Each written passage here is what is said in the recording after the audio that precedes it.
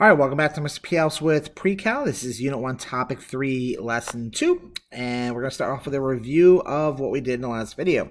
So horizontal asymptote, we talked about this in the last video, how the degree of the numerator is less than the denominator. Then you know that the horizontal asymptote is always going to be y equals 0.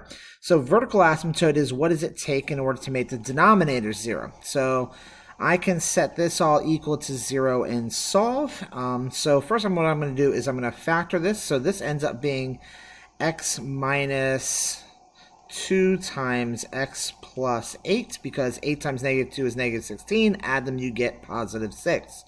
So I've turned that into this, which tells me that the vertical asymptotes are at both positive 2 and negative 8, sorry. Because you set each one equal to 0 and solve. So if this was 0, if x is 2, then it doesn't matter what this parenthesis is, because this one's going to be 0, and 0 times anything is 0, zero product property. So y-intercept, so this is when x is 0, then whatever you end up getting is the y-intercept. So if you have 0 on top, so 0 minus 2 would be negative 2. And of course, the pen doesn't work now. Okay. All right, there we go. 0 squared is still 0. 0 plus 0 is still 0. 0 minus 16 is negative 16. So negative 2 over negative 16 is going to be 1/8. Positive 2/16, which simplifies to 1/8. So that's going to be 0, 1/8.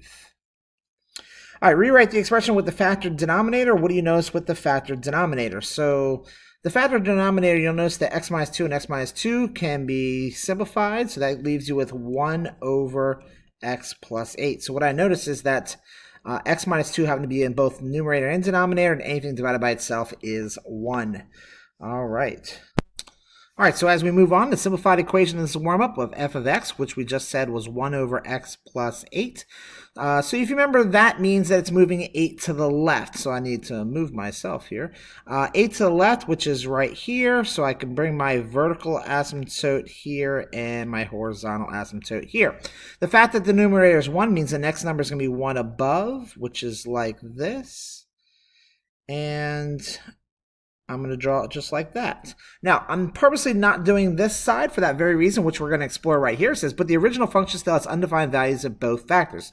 So we know this right here, which means x is not allowed to be negative 8, because that's an asymptote. But we also found out on the warm-up that x is not allowed to be 2. And that happens to be a hole right here. Okay, I might have drawn that a little bit high. It's actually going to be a little bit lower than that, but it's going to be a hole in the graph. So 2 is also undefined. So how does this look on the graph? So there it is. If you want to find the exact coordinate of that hole, all you have to do is substitute x into the equation and solve. So we know it's 1 over x plus 8, so that becomes 1 over 2 plus 8, which is 1/10. So f of 2 is 1/10. So therefore we know that 2 1/10 is the place where the hole is. Now, as I said, I drew it more like at 2 1. It really should have been way down here at 2 1/10, and that would have made a lot more sense. Oh, pen. All right, so as we move on, so the first thing I'm going to do here is I'm going to factor this. So let's try this. If I factor the numerator, I ask myself what two numbers give me a product of 4, but also add up to 4, and that would be x plus 2 times x plus 2. And then on the bottom, I'm going to ask myself, what gives me negative 14, but also adds up to negative 5? So that's going to be x plus 2 times x minus 7, because these two add up to negative 5, and they also multiply to give you negative 14. And what you'll notice is that the plus 2's are on both top and bottom, and you end up with x plus 2 over x minus 7. Okay, so horizontal asymptote. All right, so if you remembered in the last video, we talked about the horizontal asymptote, how when the degrees are the same, like they are right here, turn my pen around. Okay, so they're both degrees of 1. What you do is you divide the two constants by each other. So 1 divided by 1 is 1. So you know the horizontal asymptote is y equals 1. For vertical asymptote, then you set the denominator equal to 0 and solve. Okay, so What minus 7? So that would be x minus 7 cannot be equal to 0. And that basically adds 7 to both sides, means that it's x equals 7. For the whole, for that whole, so we look back here and we'll see that it says x plus 2. Now keep in mind that this expression is equal to this, even though we simplified it. So the x plus 2 in this case, that is going to be a whole. So because anything that makes this denominator 0, whether it be in simplified terms or not, is also not an answer. So in this case, x plus 2 cannot be equal to 0. Okay. Having issues. All right, let's try this again, see if the pen's going to hold up this time. So once again, as I said, x plus 2 cannot be equal to 0, which then tells you that x can't be negative 2. All right, so if I want to know where that hole was, all I have to do is find what f of negative 2 is. Finally, there we go. So f of negative 2, if I plug negative 2 in for x and solved, so that's going to give me negative 2 plus 2 on top, and negative 2 plus 7 minus 7 on bottom. So that's going to be, that ends up giving me 0 over negative 9. So that means it's at, of course, over and over again. Here we go.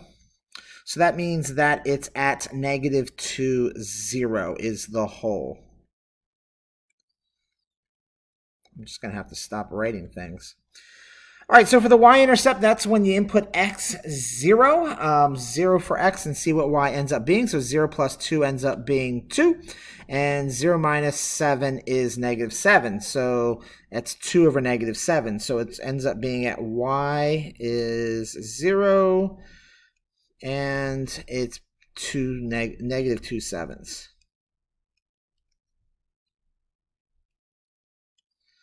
All right, you can kind of see what I'm trying to write here. So then the x-intercepts, so that's when the numerator ends up being 0, and that would be at negative 2. So at negative 2, 0.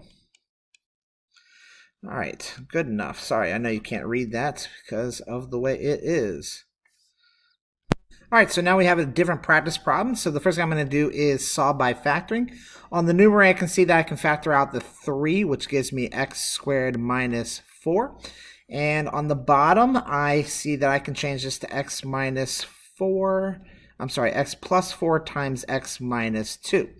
And once again, I can still simplify because this is differences of squares. So this is 3 times x minus 2 times x plus 2. And the bottom is going to be x plus 4 times x minus 2. Now the x minus 2's cancel themselves out, and you're left with 3 times x plus 2 over x plus 4 in simplest form. Okay, so zeros. Zeros is another way of saying the x-intercepts. As you learned in Algebra 1, anytime it crosses the x-axis, then you know it is a asymptote. So this, just set the numerator 3 times x plus 2 equal to 0, and it can't be 0. That gives you 3x plus 6 cannot be 0. Subtract 6 from both sides gives you 3x equals negative, cannot be negative 6, which means x cannot be negative 2. So negative 2 is one of our x-intercepts. Now we already know the x plus 4, so we know that's going to be negative 4 is going to be our vertical asymptote. So I'll get to that in a second. So vertical asymptote down here means the denominator cannot be equal to 0. So that was x plus 4 cannot be equal to 0, which means x cannot be negative 4. So the y-intercept is just when you make x's 0. So if you go over here and you make all the x's 0, actually I'm going to use just the original here. So if this is 0, this wipes this out, and this wipes this out, and this out, because anything times 0 is 0. And you're left with negative 12 over negative 8. And negative 12 over negative 8 can be simplified by dividing everything by 4, and that would be 3 over 2. So if I'm going to make that a coordinate, that's going to be 0, Just touch the screen, maybe. Yep, that's it. I gotta touch the screen to make it fix it back up. Okay, so now the whole. So remember we crossed off the x minus 2. So x minus 2 can also not equal to 0, so that means x also cannot equal 2. So then we solve it by putting f of 2 into the equation. So 3 times 2 plus 2 over 2 plus 4, and that ends up giving us, let's see, 4 times 3 is 12. 4 plus 2 is 6. 12 divided by 6 is 2. So f of 2 is 2, so then 2 is also a whole. So 2 right there. Horizontal asymptote. Remember, whenever you have things with the same exponents, 1 and 1, you just divide the coefficients of the x. So that's 3 divided by 1, which is 3. Horizontal asymptote at 3, like that. There is no slant asymptotes here, because that would only occur if the top numerator was less than the bottom numerator. All right, so now I'm ready to draw. So keep in mind that that hole is there, and do the exact same thing on the other side, and there you go. All right, so as x is approaching -4 from the right, so -4 from the right-hand side, it's going down towards -infinity. And as you approach infinity, that means to the right, you're getting closer and closer to a height of 3. And as you approach -infinity, you're getting closer and closer also to a height of 3, which is our horizontal asymptote. All right. All right, so that's going to be it for this video. Thanks again for watching, and please look forward to future videos. Thanks again. Have a great day.